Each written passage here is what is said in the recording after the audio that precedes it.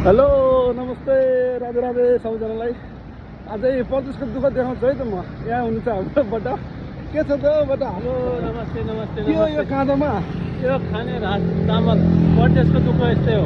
अब यही कसले लगिदिने? अब आफै लिएर जानु पर्यो, नलगे के खाने होइन? ल हेर्नुहोस्, गाह्रो छ जो के 12 घन्टा ड्युटी गरेर चामलको बोरा कानमा हालेर अनि ल ठिकै छ। हाम्रो दुःख सुख त यस्तै हो। रवि दाईको बारेमा के भन्नु पर्यो? ल रवि दाई अब एकदम निस्किनु भयो, एकदम रवि दाईलाई बधाई छ। एकदम खुसी लाग्यो हामीलाई पनि धेरै।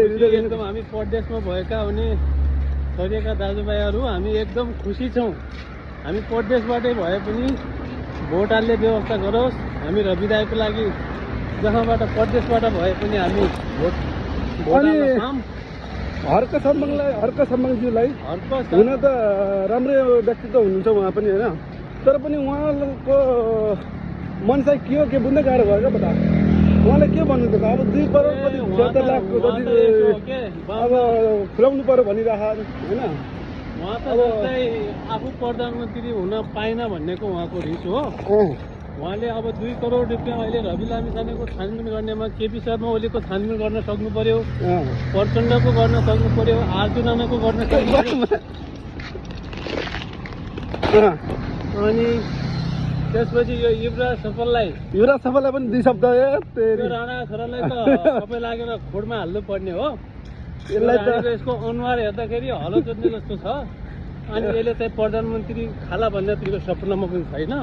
छोराको चाहिँ किन दुख्या छ? रविको बारेमा किन लागिरहेछ पछि? हामी परदेशबाट भए पनि we are supporting for Rabi Lamichhane. हामी जसरी जहिले नि सपोर्ट गर्छौँ है रवि लामिछाने। भोलि रवि दाईको बारेमा यति बोलिस् भने तेरो पनि काल धेरै टाढा छैन, नजिकै आइसकेका छ। अलि होस गरेर रवि दाईको बारेमा बारम्बार बोल्ने, मुद्दा हाल्छु भन्ने अलि धेरै आयो बाँध्नु छ भने युवराज सफल हामी परदेशबाट नै यही भिडियोद्वारा भन्छौँ, रवि दाईसँग ढिटकिट नगर, नयाँ नेपाल बनाउन दे। देशलाई हामी भोलि केही हामी जस्तो युवाहरू यहाँबाट गएर आफ्नै देशमा केही अब रोजगारी गर्न पाऊँ। अलिक पछाडि आउनु न, तर अगाडि गएपछि यहाँ भएर क्या हाम्रो भन्ने चाहिँ यही हो। रवि दाई चाहिँ नडराउनु होला, त्यस्ता रवि दाईको साथ हामी छौँ है। हामी छौँ। यति कुकुरहरूले भुकिरहन्छ रवि दाई, नडराउनुहोस्।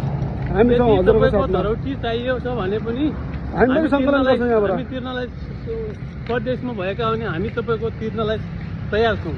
2 करोड त के 5 करोड भए पनि हामी तिर्न तयार छौँ। हामी सबैजना सारा नेपालीहरू, परदेशमा भएका सारा नेपालीहरू, युरोपदेखि लिएर खाडी सबैजना मिलेर हामी तिर्छौँ। छाउँ गर्छन्, केही बुझिन्न। अनि यो सफल चोरको लागि आफ्नो काललाई धेरै ननिम्ते बाघ बाहिर आइसकेका छ। त्यसको दिन आउँदैछ, बाघ बाहिर आए। अब कतिखेर शिकार गर्ने हो त्यो बाटो हेरेर बस, धेरै त्यहाँ नगर। हस् त बाबाई, अर्को भिडियोमा फेरि भेटौँला। जिन्दगीमा होइन जति दुःख परे पनि, जति जे भए पनि बटा यो भिडियो बनाउन छोड्नुहुन्न है। भिडियो बनाउन आफ्नो मनमा लागेको कुराहरू भन्ने हो, सुनाउने। सुन नसुने हेर मेरो भिडियो। तिमीलाई हेर्न मन लाग्यो हेर, हेर्न मन नलाग्यो नहेर। तिमीहरू जे गर्न मन लाग्छ गर क्या। म आफ्नो खुसीको लागि, हामी आफ्नो खुसीको लागि भिडियो बनाऊ, आफ्नो खुसीको लागि, आफ्नो दुःखको लागि। हामीले यसरी पसिना बगाएको पैसा यो नेपालको पुरानो चोर पार्टीहरूले यो इतिहासहरूलाई भ्रष्टाचार गरेको निम्ति रवि दाई आउनु भएको हो। रवि दाईले जो गर्नुभएको छ सही गर्नुभएको छ। हामी यस्तै पसिना बगाएर तपाईँमाथि लागेको ऋण तिर्न तयार छौँ। पछि नपर्नु होला। रवि दाईलाई मेरो यही भन्ने आग्रह छ। ल ठिक छ, ल त फेरि पनि भेटौँ न अर्को भिडियोमा। हस् त, गुड नाइट, राधे राधे सबैजनालाई।